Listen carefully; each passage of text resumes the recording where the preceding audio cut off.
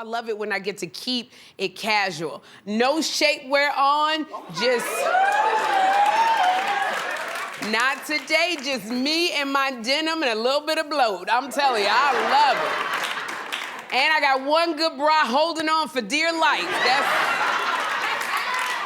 But I have to tell y'all, because I'm saying this because last week, Cedric the Entertainer was here on the show.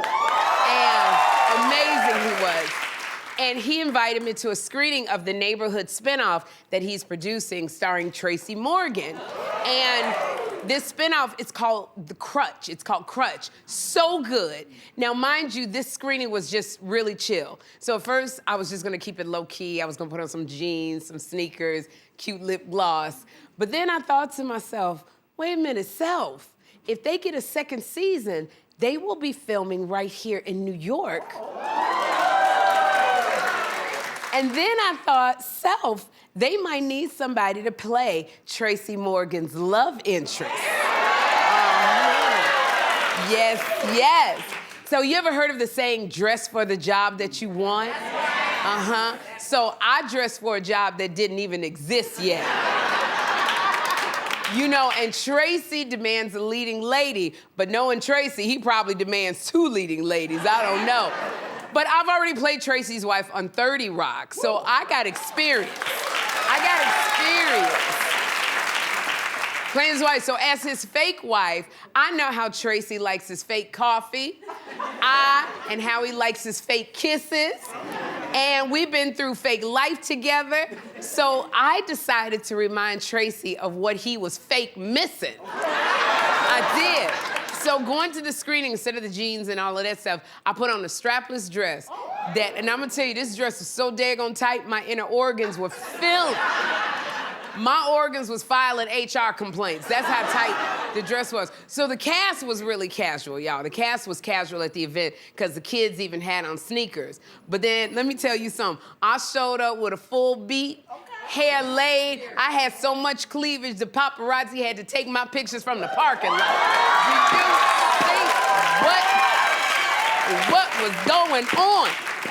So Cedric, he was like, oh, you didn't look like that this morning. And I told Cedric, well, yeah, this is the night shift right here. So, because I wanted this part. So now Tracy's character in Crutch is a widower. And after we took that picture, I said to Tracy, Cedric, and the show's creator, Owen H.M. Smith, I said, look, no disrespect to your dead wife, but what's going on with the love interest role? Because this dress needs a side hustle.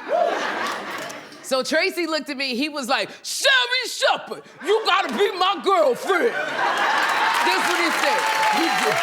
He said, you gotta be my girlfriend. I'm gonna get you pregnant, girl. Cedric, you gotta make this happen for Sherri Shepherd. And I said, exactly. And Cedric looked at me in this dress and he said, well, Sherri, you might not have the role yet, but I see you brought your Golden Globes with you. So, yes. So, look, y'all, even if I don't get the role, I'm still glad that I dressed like it because 3 men asked me for my phone number that night. Yes, they did. And 1 woman asked for my bra size. So, there you go. Okay, family, are y'all ready for a good time?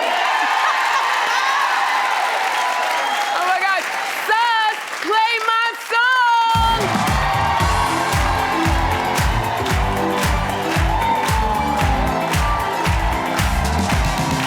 Oh my goodness. When I tell you, this has been a very, very busy week for me. Number 1, I got my star on the Hollywood Walk of Fame. I did. Oh my God. And then I got to interview former First Lady Michelle Obama.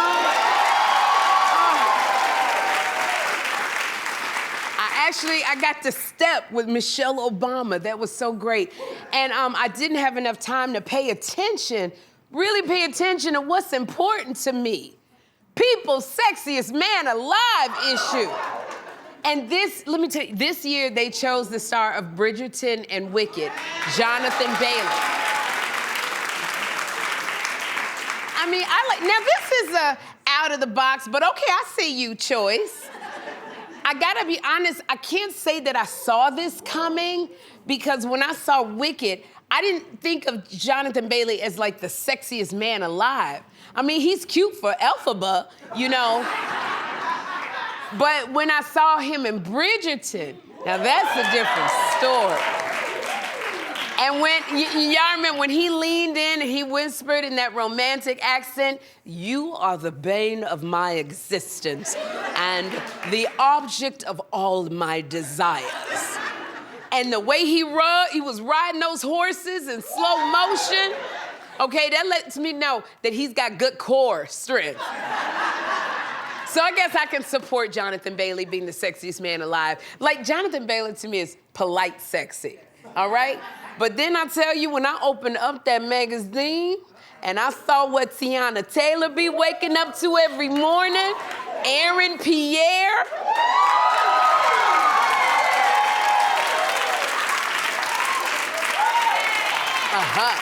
Or, as she likes to call Aaron Pierre, she likes to call him her apple pie. But then I got a little upset because I said, why he so covered up? Since when does people's sexiest man wear a sensible cardigan and jeans from the dad section? Okay, I like this. And I was looking at it, I said, I know Tiana has something to do with this. I bet Tiana Taylor called people and said, that's too much skin, put him in a sweater. But I'm gonna say this to Tiana, sis, you know what we want. You know what we want, Tiana. You know, Tiana. Okay, this is what we want right here. This is what we want, Aaron and Tiana. This is what I like. I don't have time to be fantasizing, okay? My patience is on vacation. I need you to show me everything up front. And what Rick James say, just give it to me. Give it to me. Give me that sweet, that funk, that nasty stuff. And then you see Aaron Pierre right there, and he's making that fist. I can see every vein in that forearm, right in that fist. So I just say to People Magazine, y'all need to let me be the guest editor next time. All right? This is the picture.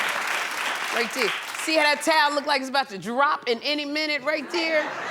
So y'all, for more exclusive content from People's Sexiest Man Alive issue on the People app and on newsstands, it's nationwide today. Wow. Wow. Oh, man. Now, world-renowned businesswoman Mellody Hobson has made it her mission to teach financial literacy. And Mellody believes you are never too young to learn the value of $1. She's got some great advice on how to teach her children about money. Take a look.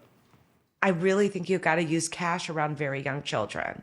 Because the problem is money is extremely mysterious to a child. It's only magnified, the mystery is magnified by the fact that they see money spitting out of a machine with an ATM, or they see their parents waving a phone over a point of sale machine, or obviously using a credit card. The children will say, put it on a credit card, which means fundamentally they don't understand.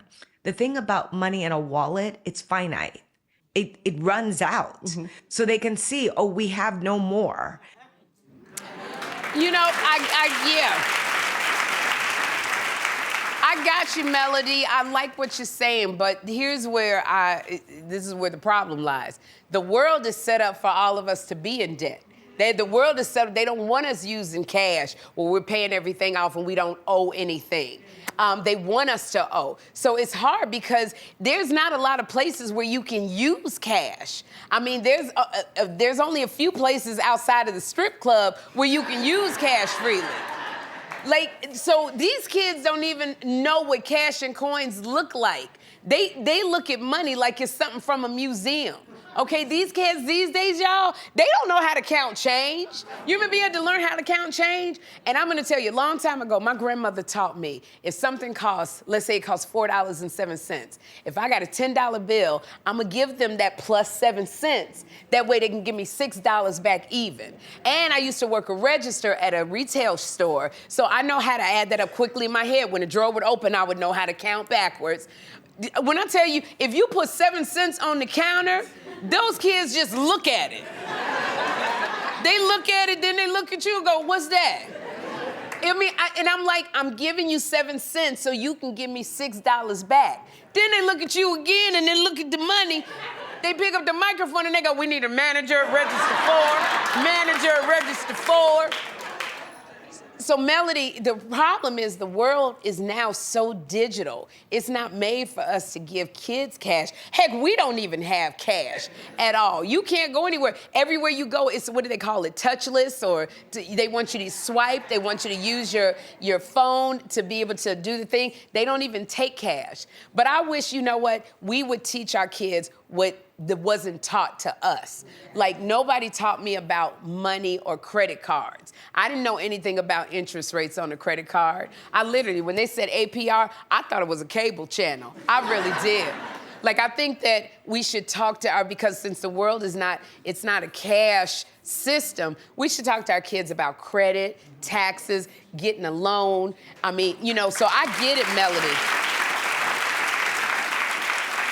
I definitely get it. Cash will help teach the value of $1, but unless the dollar's got a Bluetooth, a Wi-Fi, and a ring light attached to it, these kids are not interested. When I tell you, y'all remember when we used to get, if those of you who can remember, your parents would give you $10 or $20, and that had to last you for the entire week. And when that $20 ran out, you was like, I could either eat or get this, and you know, and when it ran out, you was just sitting there at the edge of the cafeteria table. Because you have any more money. But kids today, they got that swipe, and it's just like money comes from the sky. So Mellody, I'm with you. I think we got to do it a different way, you know, so with the digital age. So go on, Mellody, but I'm glad you're screaming it. So y'all, I know that Halloween was last week, but when I tell you I'm still recovering from our Halloween show. I was Morticia Adams, Steve Urkel, I was a Love Island contestant, and I was Jeannie. And when I tell y'all, one of my favorite characters that I love playing so much was Steve Urkel. Steve Urkel, oh my God.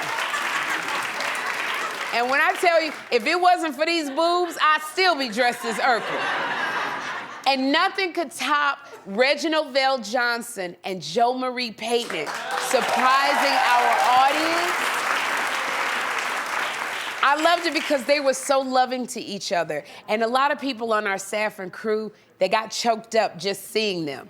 Because it took, seeing Reginald and Jo Marie, it took people to their happy place.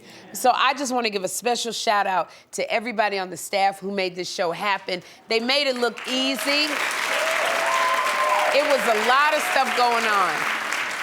And I just got to give a special shout out to my art director, Michael Lee Scott, and his team, Ryan Lammer, Sam Kendall, and Barrett Davis.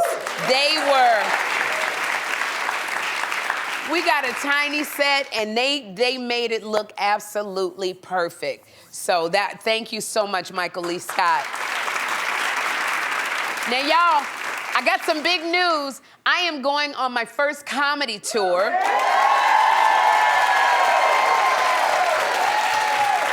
This is my Make It Make Sense comedy tour. And I'm telling you right now, this is gonna be grown folks comedy. I'm a grown woman.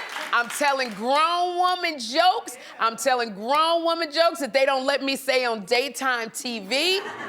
Just so you know, so when your 5-year-old goes, Mama, can I come see Miss Sherri? She grown. But y'all want y'all to get ready because we're kicking this tour off January 16th at Charleston Music Hall in Charleston, South Carolina. And I'm gonna be headed to more than 20 cities nationwide. So for more info, go to SherriShowTV.com. I'm so excited to make y'all laugh. Hey family, whether it's Facebook, YouTube, TikTok, Instagram, or wherever you're watching this video, make sure you follow and subscribe.